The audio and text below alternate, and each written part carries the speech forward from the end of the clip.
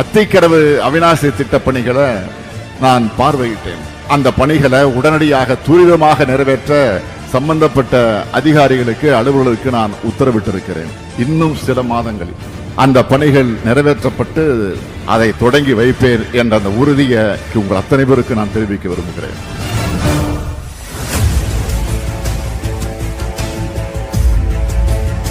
அத்திக்கடவு அவிநாசி திட்டத்தின் கீழ் ஈரோடு, திருப்பூர் மற்றும் கோயம்புத்தூர் மாவட்டங்களில் ரூபாய் 1916.41 கோடி மதிப்பீட்டில் அமைக்கப்பட்டுள்ள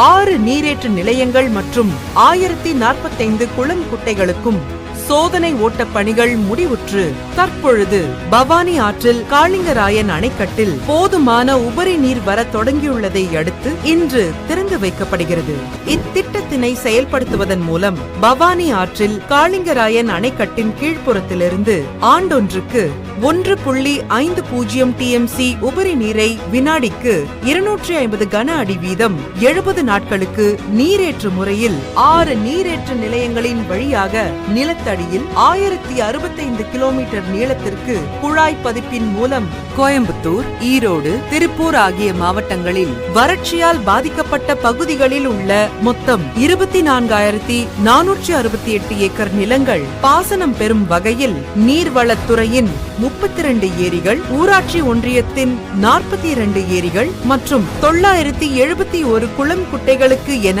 மொத்தம் 1045 எண்ணிக்கையிலான ஏரிகள், குளம், குட்டைகளில் நீர் நிரப்பப்படும். நீரின்றி அமையாது உலகு என்பதன் பொருட்டு நீர் வீணாவதை தடுக்கவும், உபரி நீரை சேமித்து வைக்கவும், வறட்சி பகுதிகளை செழுமையாக்கவும் அத்திக்கடவு அவிநாசி திட்டத்தை தொடங்கி வைத்து தொலைநோக்கு பார்வையோடு செயல்பட்டு வரும் மாண்புமிகு தமிழ்நாடு முதலமைச்சர் அவர்களுக்கு எங்களின் ஈரமான